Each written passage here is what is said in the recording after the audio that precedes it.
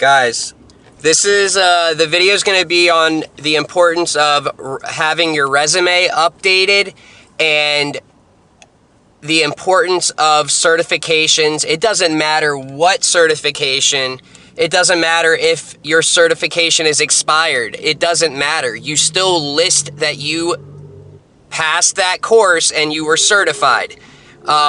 You still got the training. If you've got to renew it and the company wants you to renew it, then fine. They can pay to help you get it renewed. You know, I've never had anyone ever say anything about that. They've asked, "Oh, is your Generac air-cooled certification current?" No, it's not. It expired. Oh, okay. Well, we'll just have to get it, get you to retake it and the requalification course to be certified again.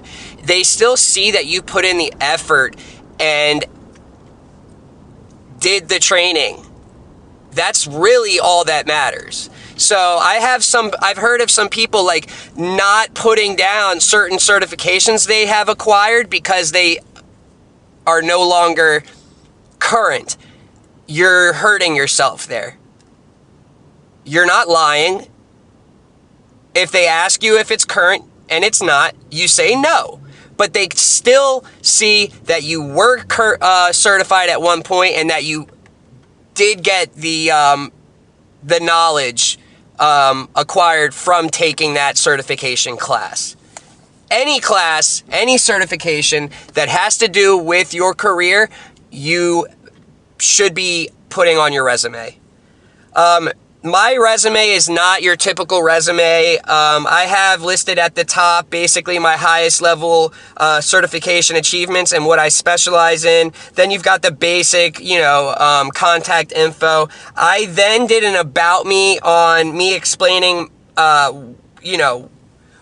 just about me, why I love my career and what sets me apart, giving a little bit of a rundown from each company that I worked at, and it's personally what I think they kind of want to see or hear that would set you apart.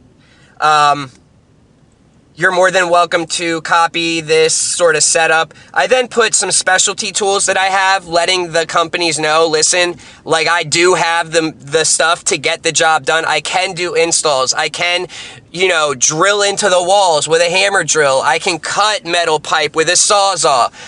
I can do infrared imaging scanning. I can do a Megger test. These are all things that typical techs do not have, and that just causes them to have to make a return trip if they're at a job and they can't complete it because they don't have the tools. Okay, that adds up. It adds up for the companies. The estimated cost for a business to send their technician from the office to a job and then to come back with insurance and all of that, it's like... And it all depends, but it's like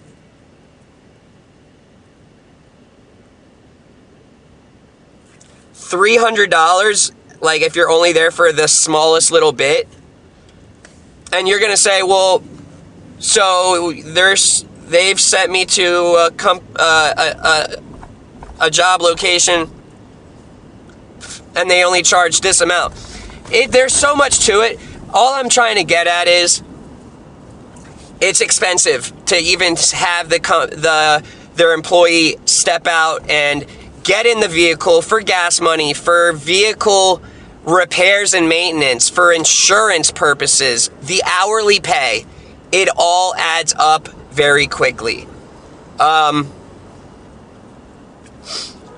So, I did the about me, then I go ahead, list my first company that I worked at, go ahead and do the specialty things, all the stuff you learned, the main things you learned, what you can do, what you did do at that business. You guys know and get the point with that. Go to and list your businesses that you worked for, the specialties that you have learned there, and then I went and did my certifications. Now,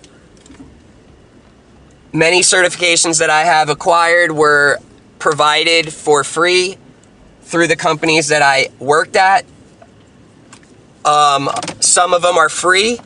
You can go on to Allison.com. There's a site, Allison, that gives you free classes that you can pass the test at the end and you are certified in that.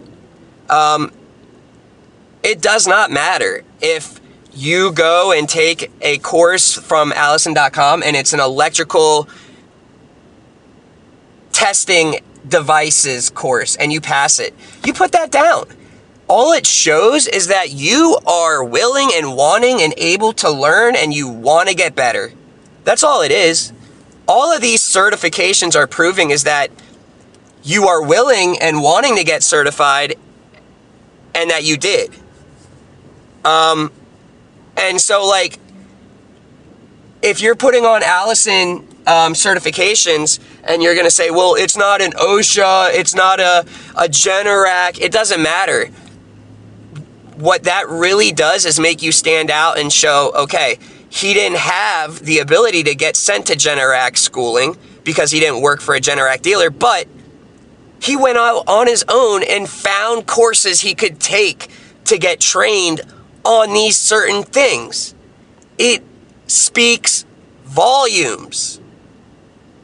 Forklift certified. I did a Clark fire pump class and got the certification. AVK Stanford alternator online course. I passed it. The EXA 200 question journeyman test. I passed it. I've got 8,000 hours of documented on-the-job electrical training when I did my apprenticeship. Taylor Power Systems. I was sent to their schooling. Passed the end class. I was certified as an air-cooled Generac tech. I have my OSHA 10 certification, OSHA 30. I'm a champion warranty dealer. WEN, Duramax, RVMP, Garrett Turbo Level 1, 2, 3, and 4. These are for free on Garrett's website. Go do the training and get certified. I've got ABB 1, 2, and 3, BTC 1, 2, and 3, Signet 1, 2, and 3. These are all electric vehicle charging station companies that are very popular. They build the chargers, commercial, industrial, and some residential. Actually, I don't think it's any residential, but you list it all.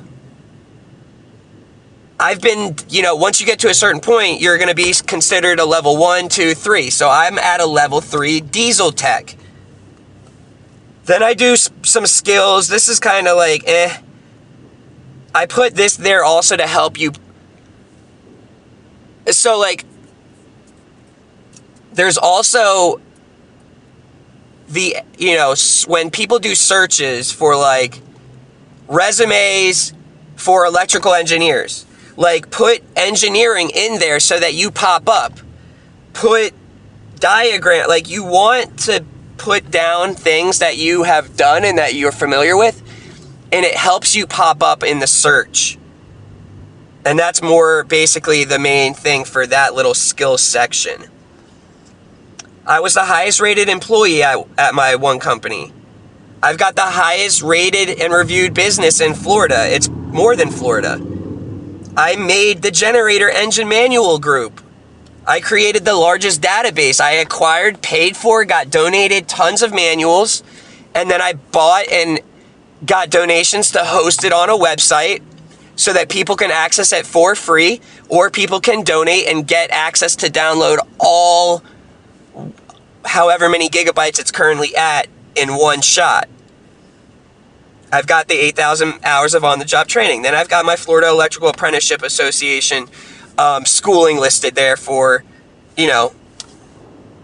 completing that. It's so important. I mean, obviously, it's important because let's just say if you don't have your resume out and about, you're not going to get contacted. Okay? Now, what is also extremely important, I don't care if you're happy at your job. I don't care anything. You always should be having your resume available and updated on every single hiring platform, even if you are extremely happy at your job. Why? Well, It's always good to hear about opportunities. It's always good for say recruiters to reach out to you and you say, well, I'm happy currently, but listen, if you were to have an opportunity where you're like, I'm making 30 an hour and I'm super happy with that, but if you somehow had an opportunity in this area paying 40 an hour and you have my skills, you see, if they were willing to do that, I'm willing to at least hear about it. You want to be available. There's so many jobs, many times the hardest companies to get into and work for are not the ones that you just apply and get contacted. It's normally out of the blue. They find your resume and they reach out to you. And that's how you end up with that $45 job when the average job is only a $30. That is how. It's having your info out there so that you don't have to do anything. Your info's there. If someone comes across it, if there is an emergency hiring need for one of the top companies, you're going to get contacted, obviously, if your skill set matches what they are looking for. Do not ever let the business you are at, if you were to put your resume out there and your company comes and say, hey, we need to talk to you. We see you're looking for, we see your resume. Yeah, my resume's out there. I'm happy where I'm at, but this game of life is about survival. And so it's always helpful to just have your resume out there just in case. Are you worried that someone's going to treat me better? Well, here's your chance. Go ahead. Treat me better. I'm not going to leave you guys unless there's an ultimate reason, unless I'm getting a life-changing raise. Obviously, the grass isn't greener on the other side at all times. And that's something that you as a person will go through and figure out on your own. There is nothing like that. You will decide ultimately if you're going to change jobs or what. The other thing, don't ever let someone tell you, oh, if you leave a company after a year or two, it's going to look bad on your resume. You're supposed to be loyal. You're supposed to stay there forever. You're supposed to stay there at a starting rate of 20, yet you gain 5 years of experience in that year or two, and you're supposed to allow them to just give you a 50-cent raise when you could go work for another company and get a $5 to $7 raise. Do not ever let anyone tell you that. They don't give a shit about you. If you died that next week, that next day, they're replacing you and you will pop up every so often as a memory, and that's it. They're not going to take care of your family. They're not going to take care of anything. And that is exactly what I have said when companies have interviewed me and they say, oh, well, we see you've left here after a year or two and here after a year. Why were you jumping around? And I say, I jumped around, number one, because I was not learning anymore. I was not being trained with the best techs anymore. And I got a life-changing raise of $7. I'm just ultimately... If you were in my spot, if you were at your spot right now and you had a company offer you $10 more an hour and you did your research and it was a decent company, you're more than 99% of the time you're going to take it. Don't act stupid and don't tell me you're not. If it was $1 raise, yeah, you're probably not going to do it. It's a pain in the ass changing companies and starting fresh.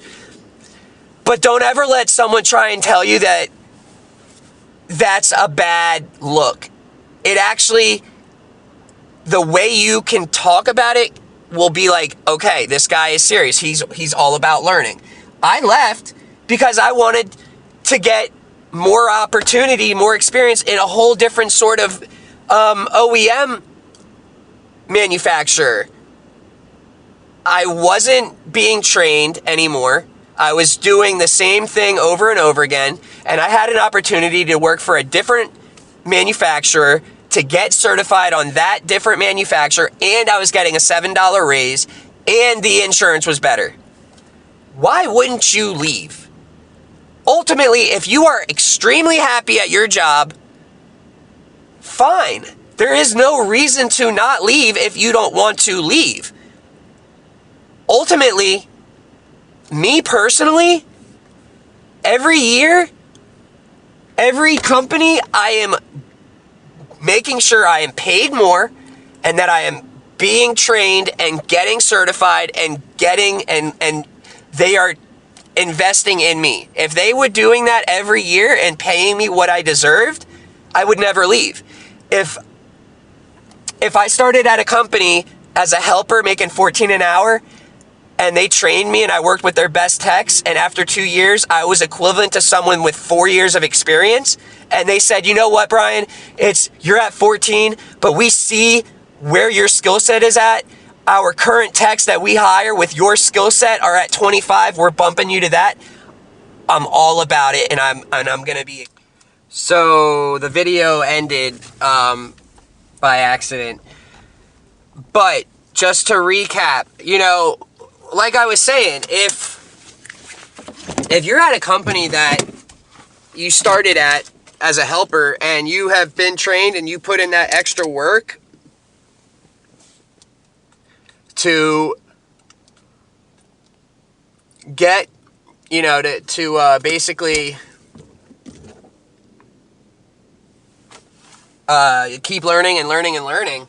And let's say they were like, hey, you started at 14, you've improved tremendously, you're still improving, you're always wanting to learn. We're hiring guys that are literally not able to do what you're doing at 25. We're going to give you 25, from 14 to 25, or even 14 to 20. That is the dream scenario. Unfortunately, this is life, and businesses need to make money, and so they are going to try and make as most money as possible. And what that means is they're not going to, and unfortunately, big businesses, you're not dealing with the owner. The owner has a whole different outlook compared to his employees, but that's part of the reason why he's got people doing certain jobs for emotion reasons, but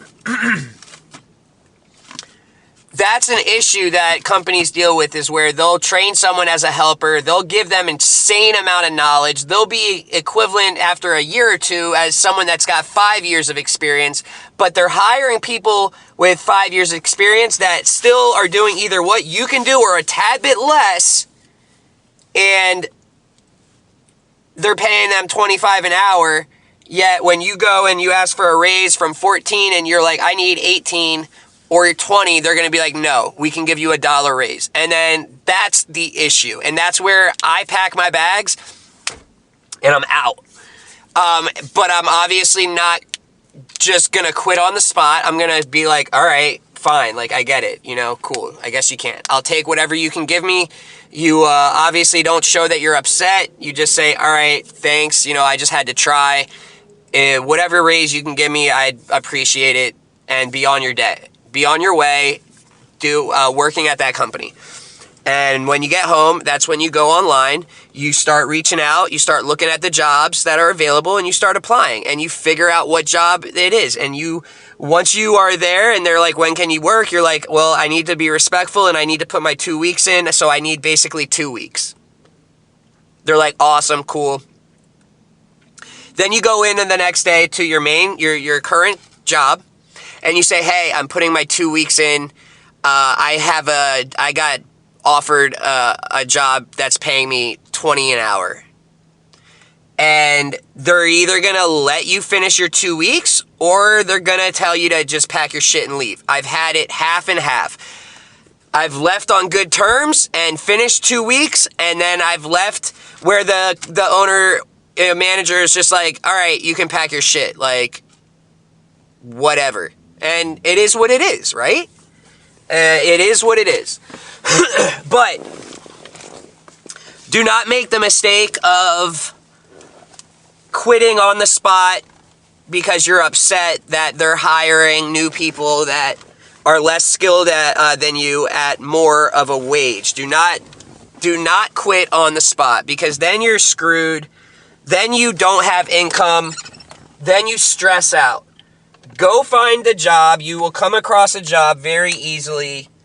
And then once you've established and you've got your hiring papers and you've got your official offer letter, you know, go take your drug test, go take your physical, and once you're good, and they're like, yeah, you like, let's do this. You're like, all right, like, let me go put my, you know, my 2 weeks in, my 1 week, whatever. You really don't want to burn bridges. You don't want to just leave and quit or not show up and just like drop the van off.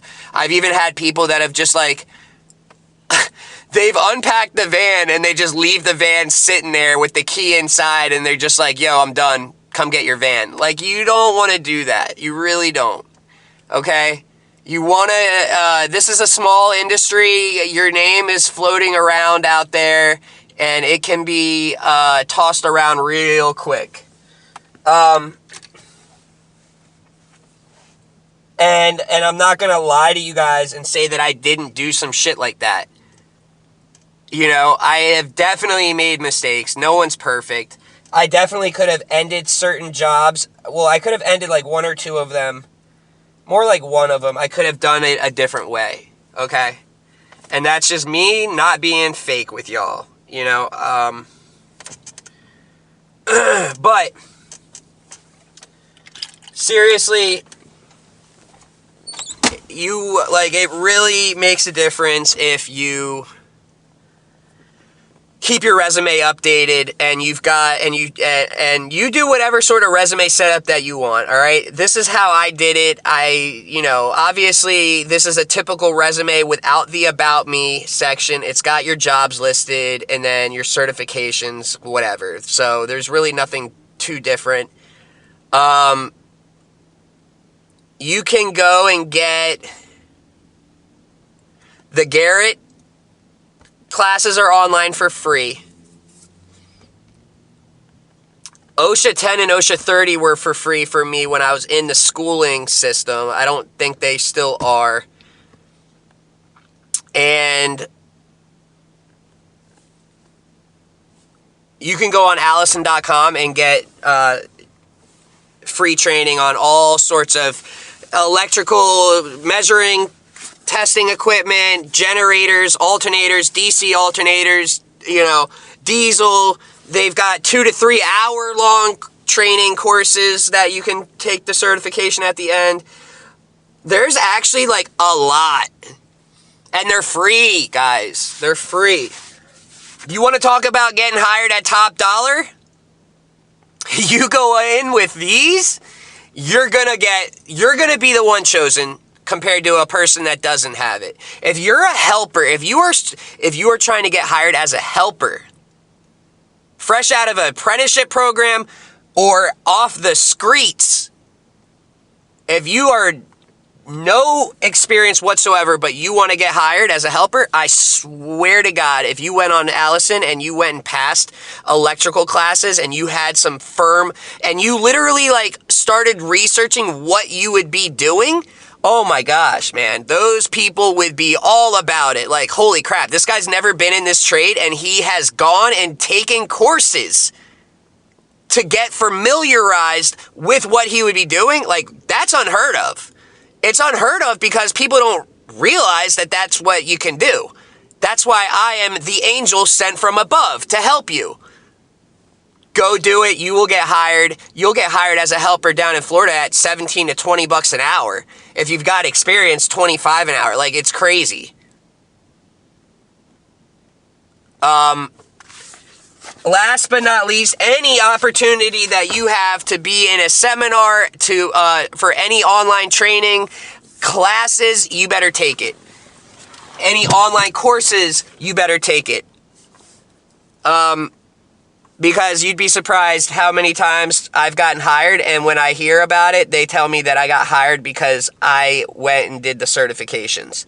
Because you put in that extra work, and you seem that you're more invested in your career, and that you enjoy your career. That is why I got hired. You'll have someone that only has half my certifications, and they're quiet, and they seem miserable. They might be more skilled than you, but they're going to hire you because you actually enjoy it. You're not miserable. That's going to definitely translate to the customer of you enjoying doing work on their system. They're going to enjoy you working on their system that when they can talk to you and you're not some weird, like, quiet person. Like, and I'm not saying you can't be quiet, you know, but if you're just, like, able to interact and be personable, it goes a long way. So keep that in mind. If you're in solar or any of that, that is all familiar. That is all similar stuff to generator technicians, okay? Any electrical stuff, solar stuff, any mechanical stuff, put it on there. And you will, you'll find that you'll do very well. Also, like I said, keep your stuff updated and always have it on Indeed, Glassdoor, Monster, all of those hiring things. You should always have it on there. You never know when a crazy opportunity will come by. Like, I literally had a guy reach out and said, hey, we got an opportunity for $37 an hour. Your skill set matches what they want. And I was only at like 32. It's hard getting $5 raises, you know, even $7, going from 25 to 32. $7? That's unheard of. Because people don't know how to play the game. If you have experience as a tech and you know that you have gained the knowledge, do not tell them you're making what you're really making. You go and find out what techs are getting hired at with your skill set, and you say $1 under that. So, like, that is the minimum that you will take, if anything. Like, normally, if you were making 24 at a company, you're not going to just come and join for 24. You know what I mean?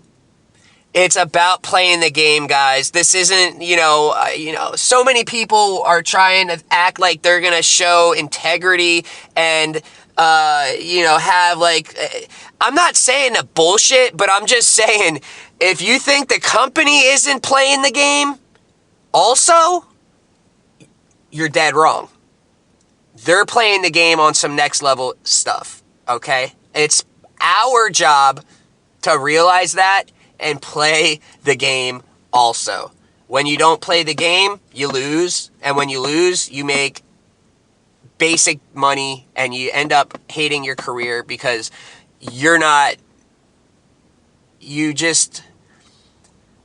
when you enjoy your career, when you are, happy at your job, when you're getting paid well, you're more likely to want to learn more and want to be more involved. And so that makes you more of a candidate to be sent with the top techs to get trained on certain things, to be sent to schooling. They're not going to send some dude to schooling that doesn't care about his job and is fine with changing oil all day, every day. He doesn't, Jim, you change oil a lot. You want to go with this tech and learn some stuff? Nah, I'd rather just change oil. Okay, they're not sending his ass to school. He doesn't want it. So I hope this helps someone. If it does, do me a favor, guys. Like and share the video. I'm trying to build up my subscribers. It's free for you guys, and it helps me out. If you have any questions or any videos you want made talking about any sort of topics, you let me know, and I'll do my best to make it for y'all. Until then, peace out. Be safe. I'll catch you on the next one.